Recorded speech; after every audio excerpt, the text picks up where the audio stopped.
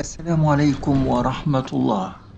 تنبؤات صادمة. ليلى عبد اللطيف بالأسماء تعلن عن موعد سقوط هؤلاء الرؤساء وأخطر التوقعات مع عام 26 الصادمة والمرعبة. في البداية ما ننساش نعمل اشتراك في القناة ونفعل الجرس عشان يوصلنا كل التوقعات الجديدة، وأهلا ومرحبا بكم معنا من جديد في حلقة توقعات هي الأجرى، حلقة مثيرة مليئة بالأحداث تنبأت بها ليلى عبد اللطيف لبعض الدول العربية والأجنبية وبعض الشخصيات والرموز البارزة. أحداث تحمل الكثير من المفاجآت، أحداث تقول عنها ليلى عبد اللطيف أنها الأخطر في عام 26. تقول ليلى عبد اللطيف في بداية توقعاتها أننا سوف نشهد خلال المرحلة المقبلة من نهايات عام 2026 غياب مفاجئ لبعض الشخصيات القيادية في الوطن العربي. قد تكون البداية من تونس التي سوف تعود فيها المظاهرات من جديد ويشتعل معها الشارع والناس، كما تنبأت ليلى عبد اللطيف بأن تكون وراءها ليبيا التي ستقوم فيها بعض أحداث فوضى وشغب اشتعل معها وسائل الإعلام من جراء عدة أحداث مؤسفة قالت عنها بأن السودان مقبلة على مرحلة ترتيب الأوراق من جديد لتصبح حكومة واحدة وفاعلة على الأرض خلال المرحلة المقبلة. وأيضا تنبأت بأن التغيير والتجديد سوف يطال لبنان، حيث من المتوقع انتخاب رئيس جديد مع حكومة إنقاذ شاملة تأخذ البلاد إلى بر الأمان في المراحل المقبلة. كما أيضا من ضمن توقعات أبرز سلسلة توقعات ليلى عبد اللطيف قالت أننا سوف نشهد خلال المرحلة المقبلة عدة زيارات رئاسية وملكية متبادلة، أراها ستحدث ما بين المملكة العربية السعودية وإيران. ستكون المفاجآت كبيرة خلال هذه الزيارات التاريخية، رغم أن مشار العفاسي غنى ضد إيران، ولكن الزاوية ستنقلب والكفة سترجح مع إيران ويعود التفاهم والتعاون بين السعودية وإيران.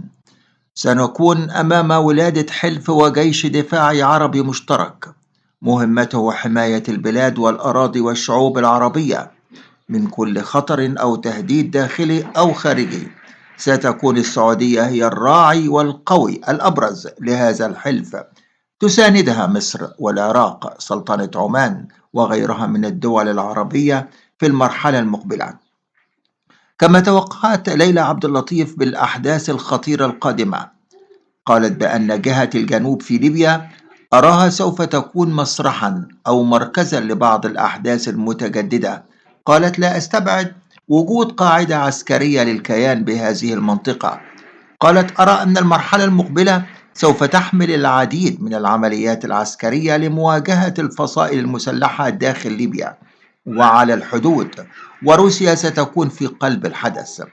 ترى ليلى عبد اللطيف أن المرحلة المقبلة سوف تحمل الكثير من التوتر والقلق على ليبيا والجزائر وتونس والمغرب، والوضع القادم سيكون مقلق، وخصوصا على الصعيد السياسي والأمني، مما سوف تواجه حكومة هذه الدول صعوبات كثيرة في وجود الحل لعودة الأمن والسلام إلى ربوع هذه البلاد مرة أخرى. الكيان سيكون في قلب الحدث الأحداث المقلقة. قالت أقول وأحذر القوات المسلحة بهذه الدول يكون على أهبة الاستعداد والتأهب القصوى لمنع حدوث أي تطورات محتملة ومفاجئة خلال الفترة القادمة. كما تنبأت ليلى عبد اللطيف أيضا، قالت بعض المناطق اللبنانية سوف تعيش تحت رحمة أجواء الفتنة والقلق الكبير خلال الفترة القادمة، مما قد يؤدي إلى رؤية مشاهد من المظاهر مع حدوث عدة اشتباكات قد تطال بعض المناطق والشوارع اللبنانية. سنرى الجيش سيكون بالمرصاد لهذه الأحداث. قد نرى حدثا أمنيا بارزا وكبيرا أراه يقلب المعادلة الحالية في لبنان، يشكل صدمة عارمة. هذه المفاجأة قالت من ضمن أبرز توقعاتها إن أحد الممثلين أو الممثلات العرب سوف يواجه فضيحة من خلال تسريب مقطع غير أخلاقي سنراه ينتشر عبر مواقع التواصل الاجتماعي بالصوت والصورة. قالت: ستكون هنا المفاجأة والصدمة الكبيرة، وسيتم تسريب صور فاضحة لأحد الوجوه السياسية يحمل رزمة من الأوراق المالية يرميها على أحد السيدات. تكون الفضيحة كبيرة والمفاجأة أكبر. من تنبؤات ليلى عبد اللطيف أيضا تقول بأن الموت سوف يفاجئ أحد السياسيين في لبنان بسبب فقدان أحد أفراد عائلته المقربين خلال الفترة القادمة. قالت بأن الأجواء والأوساط المصرية وخاصة الفنية سوف يلفها الحزن والحداد هذه السنة الجديدة مع نهايات 2026. رحيل شخصية فنية بارزة ومرموقة، كما ترى غياب رحيل شخصية سياسية مصرية مشهورة، ربما الفنان يكون عادل إمام، وذلك خلال الأشهر الباقية من المرحلة القادمة من عام 2026. تقول ليلى عبد اللطيف أننا سنكون أمام إنتاج خطة مصرية جبارة وفاعلة تجعل الاقتصاد المصري يتعافى وينتعش من جديد.